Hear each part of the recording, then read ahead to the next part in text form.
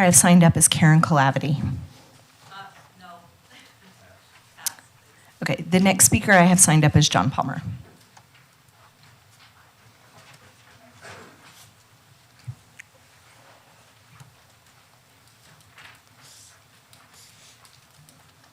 Welcome. Thank you again. I have some concerns or questions about the council sponsorship budget page that was provided to me. It seems awful funny that we're giving, and I realize it's a small amount, but it's the principle. After prom event at Pomona High School. Pomona's not even in the city. Why are we providing money to them and yet not to Hidden Lake High School, which is in the city down on Lowell, Mountain Range High School, which is in the city? Why aren't they being treated equally as the people that aren't even in the city?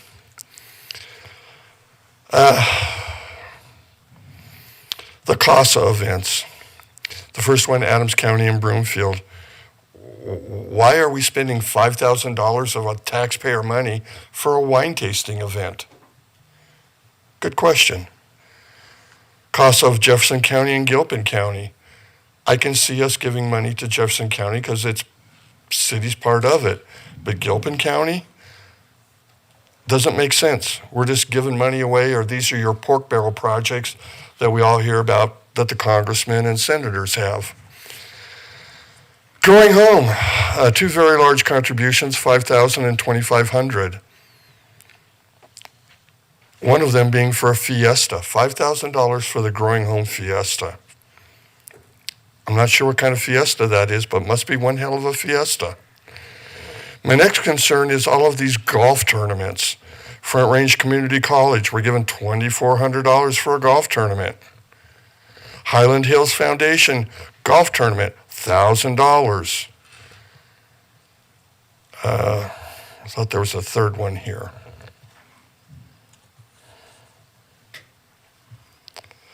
Oh, yes, it's the Rotary Club. Why are we sponsoring all these golfers? Golf is a very expensive sport. These people that pay it should be able to pay their own way. Why are the taxpayers paying for these goodies? I don't think it's right. I think you really need to think about how you're allocating money. And again, they're small amounts, but incrementally it all adds up. We could be using those dollars for a better purpose, or in the case of the after prom events, doing it for the high schools that are in our community, not in another city. That's just poor. I don't know whose pet project that was, but it shouldn't even be here. Unless these, again, are your pork barrel projects that we hear. What are you shaking your head? Yeah, again, let's spend the community's money wisely instead of frivolously, because this is frivolous spending. Thank you. That was the last person I had signed up. Thank you.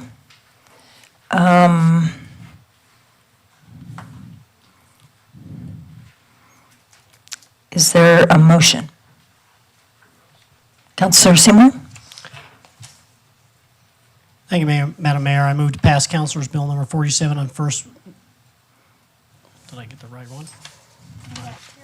My apologies. Okay. On Councilor's Bill number 47 on first reading, amending the 2023 budgets of the General Fund Stabilization Reserve, Utility and Trails and Utility, Golf Course, Fleet, General Capital Outlay Replacement, Parks, Open Space and Trails, and General Capital Improvement Funds, and authorizing a supplemental appropriation from the 2022 carryover and 2023 revised revenues. Councilor Emmons? Second. It's been moved and seconded to pass Councilor's Bill number 47. Is there any further discussion? Mayor Pro Tem? Thank you, Mayor. I thought that it was pertinent to address some of the comments that we heard during public comment as far as what these items are and what they are for. Specifically, Pomona High School is the reason that we give money to their after prom is because they have students who live in the city of Westminster. Typically, those are given as they're asked for by the different schools, and that's how they end up on our list. As far as the CASA, It is a wine tasting that is a fundraiser event. Typically in those events, most of the wine and such is donated in order to raise money for CASA, which if you're not familiar with what CASA is, it's court-appointed special advocates that work with kiddos in our community to make sure that they get justice. So it is a noble cause. As well as, I believe Growing Home was the other one that we heard about. Also a fundraiser, their Fiesta, that's to raise money for their services that they provide within our community. And then the golf tournaments are also the same thing. Typically those golf tournaments, the play is donated. The money goes to whatever organization is putting on the event, and that those dollars get disseminated back into the community, such as the Rotarians. They do a lot of different things within the community, so it's important that people understand what those different organizations are. Happy if you have specific questions on any of those organizations, send me an email and I'd be happy to get you information on them. Councilor Namella? So I just had a question regarding the Via Transit. I didn't see, and excuse me if I missed an email back from the last time that I had brought it up regarding the utilization and the demographic. And I don't know if you had responded to me, City Manager Freitag. Counselor, we did respond. Off the top of my head, I don't remember the exact details. If there's a member of staff who might remember that email exchange, but that was part of our follow-up, yes. I am now vaguely remembering, but Welcome. be reminded. Dave Downing, Director of Community Development. Yeah, it was about 3 weeks ago, perhaps.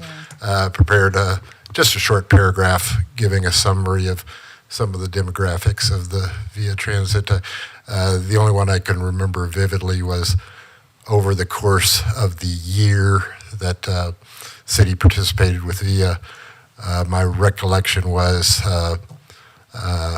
monthly usage was 47 riders, if I remember correctly. And they were disabled. They were, I think they were Mostly disabled, correct. Correct. Okay. So, I mean, now I'm remembering it. I just had to be reminded because I couldn't find my email. Yeah, I didn't go far back enough. I was like, what was the number?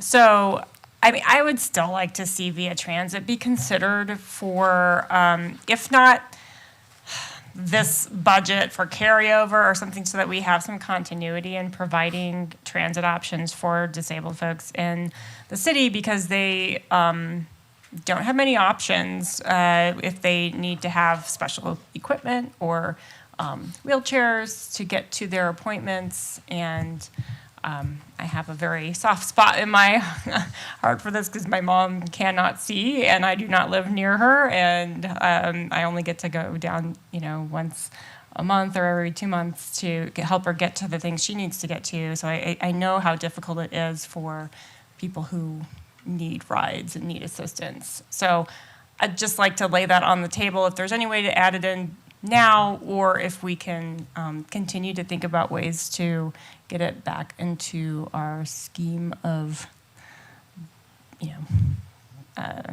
services that we can help bring into the community. I'd appreciate it. Absolutely, Counselor. If I could respond, Mayor. I think probably prudent course of action is to first track down the email response and share that with you so we can give you the right data. I wouldn't recommend at this point changing the budget over this because, if you're going to add money to one, project, then you need to take away money from something else. And so we would be asking you, where do you want to take the money from? But I do think it's worthwhile to explore what those options are, and we can certainly follow up with the council. But I think course of action number one, most prudent is get you the email and send that back to you so that you do have that and you have those data points that Mr. Downing provided.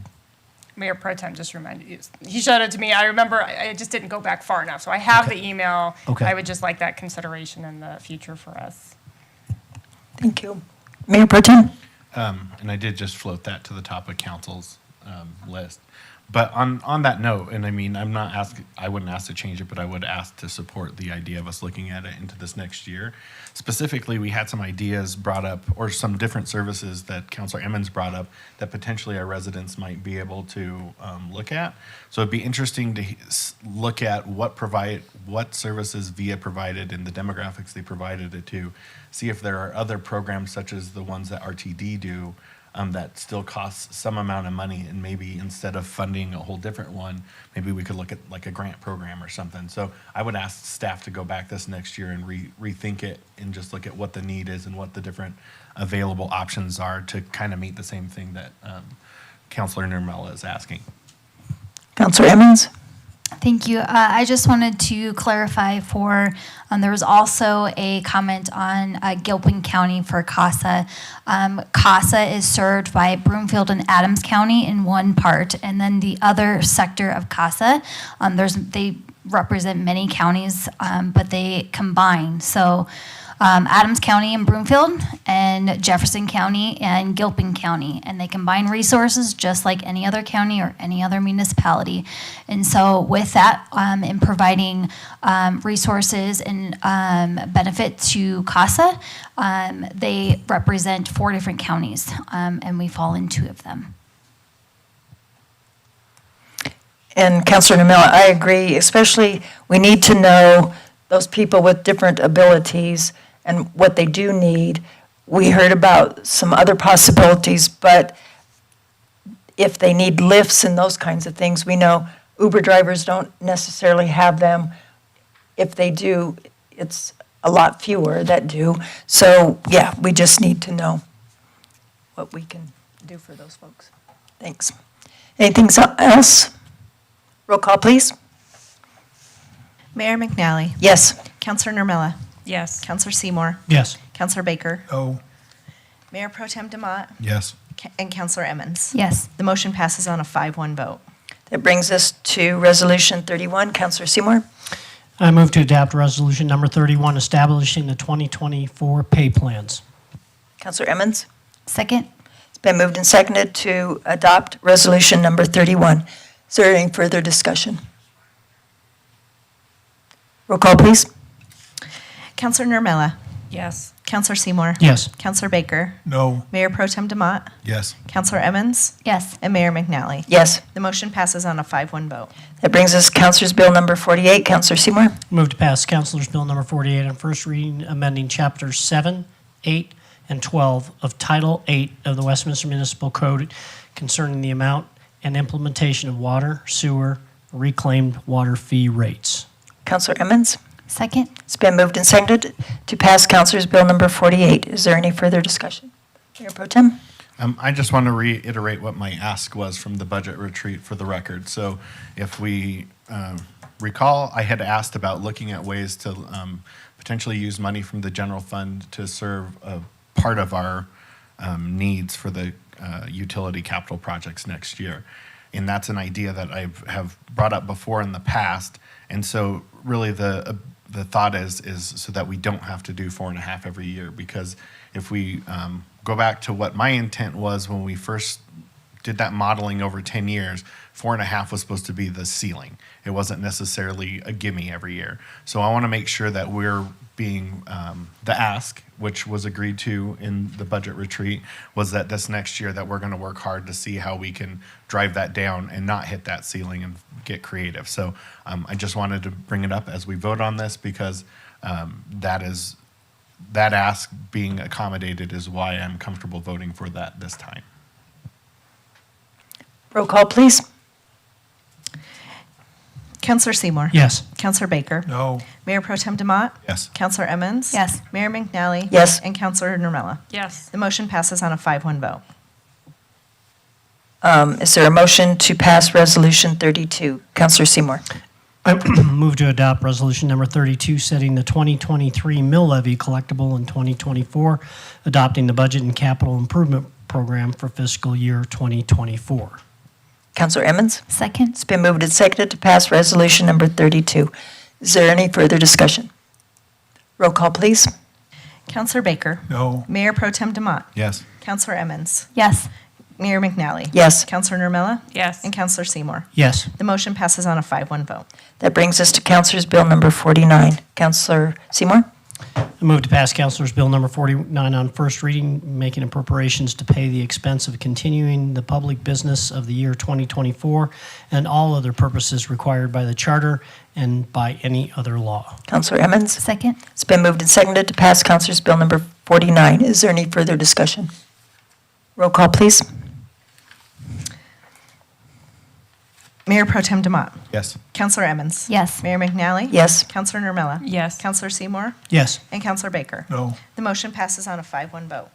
That brings us to Counselor's Bill number 50. Counselor Baker? Counselor Seymour? I move to pass Councilor's Bill number 50 on first reading, amending Chapter 24 of Title I concerning personnel management. Mayor Pro Tem? Second. It's been moved and seconded to pass Counselor's Bill number 50. Is there any further discussion? Roll call, please. Counselor Emmons? Yes. Mayor McNally? Yes. Counselor Nermella? Yes. Counselor Seymour? Yes. Counselor Baker? Yes. And Mayor Pro Tem Demott? Yes. The motion, I'm sorry. Okay, I'm sorry. The motion passes on a 6-0 vote. That brings us to Counselor's Bill number 51. Counselor Seymour? Move to pass Councilor's Bill number 51 on first reading, amending Title III of the Westminster Municipal Code, updating departments in the city. Mayor Pro Tem? Second.